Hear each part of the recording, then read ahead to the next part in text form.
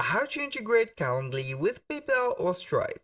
Hello guys and welcome to this new tutorial. Today I'm going to show you how you can integrate a payment method or getaway within Calendly. And it is very easy. All you have to do is to follow up the tutorial from the beginning till the end and you will be good to go. The first thing that you need to do is to visit Calendly. Then you need to sign in into your account. As you can see, it is very easy to sign up or sign in into an account within Calendly. Calendly is a booking meeting platform that you can go ahead and present a course, a consultation, and also a lot of events within this application online. You can integrate it with Microsoft or Google Meet and also Microsoft Team and etc. You can organize some events or some live meetings and video conference. Now everything is set and we are on Calendly. All we have to do is to sign in into our account. I'm going to click on login and then we are going to log in right there. Let's see here that we have the Google account. A little disclaimer guys, everything created in this video such as email addresses, Google accounts are created for the sake of the video. They are not used for any personal uses. So right there, we are on the admin dashboard of Calendly. And here we have the platform. It is very simple, not very wide and big, and it is very well organized. Now, I'm going to visit Stripe to create my account. Go ahead and visit Stripe, right there, stripe.com, then sign in into your account if you have one, and if you don't have one, simply go ahead and sign up. It will not take a lot of time from you, but it will demand some more information about your business. And finally, we're going to visit PayPal, which is a very well-known platform for payment gateways. Right there we have the PayPal account signed in, and here we have everything set. These accounts are for testing and not for any personal uses. Now, let's go back right there to here Stripe. I am going to open my account and my dashboard. Everything is set. I didn't complete my account yet, but it's okay. I'm going just to let you see how everything is going, and you can complete the steps later if you didn't finish the completion or the progress of the information of the account. And now we are going back to Calendly. Right here, how you can go ahead and set the payment method. Now, we are going to visit the admin center and then we're going to visit the billing. Here we are going to set the billing. Choose the plan that will suit you well. For example, in my case, I am using the free plan.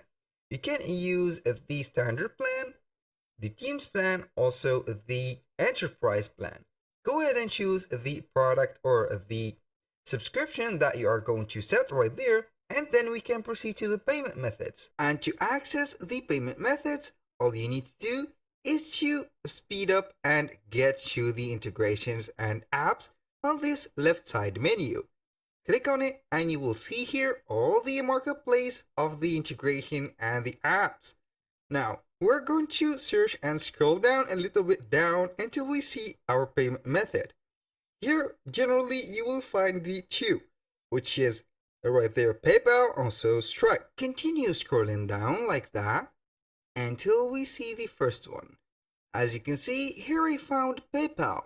So I will click on it and I will click on to connect with PayPal. Now, save time and reduce no-shows, automatically collect full of or potential payments at the time an event is scheduled. Right there, the payment method or the chosen one is PayPal. The requirements right there, keep that in mind that you need a PayPal business account. You can create that, and also you can a standard Calendly subscription. Here you need a standard one. So I'm going to try my luck and click on connect PayPal or with PayPal. Here, as you can see, we are on the free plan. So we need to upgrade to the standard one. This doesn't matter. Here the process is very simple. When you upgrade to the standard one, which is right here, billed yearly or monthly, you can go ahead and purchase a subscription for that. Then all you have to do is to click again on connect with PayPal. It will pop up right there a window demanding you to get your PayPal account right here.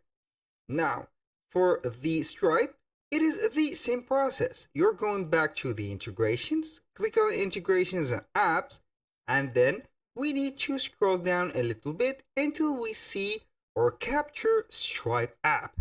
You will see or recognize it with the logo, and also you have the alphabetic order right there. So we are going to proceed until we see Stripe. As you can see, collect payments before the meeting.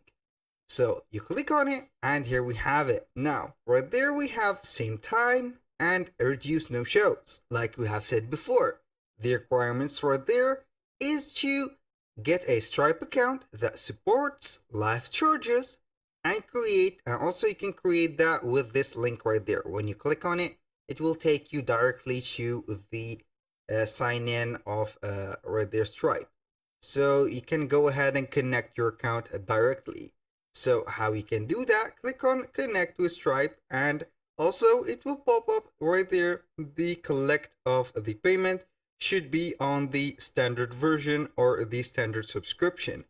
Go ahead and set those and you will be good to go. After we have set the payment methods of Stripe and also PayPal, we're going to see how we can create a calendar. So it is very easy. You are going to head over the home or the platform dashboard. Right there, as you can see, we have some events created already. So all we need to do to create an event is to click on create. And here we have the event type. Even you can create a new template for a regularly scheduled event, one-off meetings, invite someone to pick a time to meet you, or set a meeting poll. And this is for voting, also some gathering, some, let's say, opinions, and also a lot of things. Now I'm going to set a one-off or one-time meeting. Then we're going to set, for example, something. Here it will let you see the availability right there of your time. Go ahead and select your time, and then you can add times. Now, let's go ahead right there and select the time. I am on Friday 2, which is the date of today, and here we have the time set from 1 hour to the other hour between right there 30 minutes. You can schedule right there a one time or like that meeting and set it like this. You are going to set the duration of that for 1 hour. Let's say that we are going to set this. Now we are going to click on next, and then we need to set the selection. The person that will be letting right there or presenting the show or that event or that meeting is you, which is me here. And for the duration, I have set it to 60 minutes or 1 hour. Here it has the option to set it as 15 times on one day, and you can go ahead and set that. So you can reduce those and let only the times that you need. For example, I am going to reduce all of these. Click on next, and as you can see, it has been reduced to 6 times. Here we have the times, and here we go. Now, for the event details, you can name it. The meeting name, one-off meeting, I'm going to set right there, consulting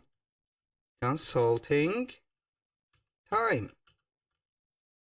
like that. And here we have it. Now for the location, you not have to set it in person or a physical location. You can set a Zoom call, a phone call, or ask the invitee to set a place, and you can also set a custom location. We have here some web conferencing applications or extensions, which is Google Meets, Microsoft Teams that I have spoke before, WebEx, GoToTheMeeting, and etc. Now I'm going to set a Zoom, and for that, my Zoom is not connected. You should set the integration of Zoom to connect your account, and then you can proceed to the instructions. You can add a description or instruction for the visitor.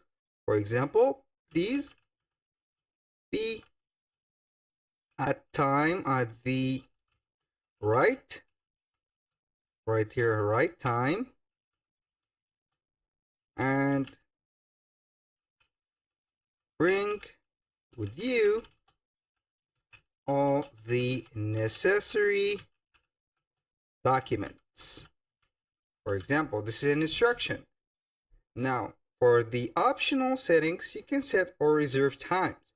Put placeholders on your calendar for all offered times until one of them is booked. You can set the invitee language from here depending on the language or the mother language of that invitee. Now, all we have to do, and it is a rush thing to do, is to share the meeting link.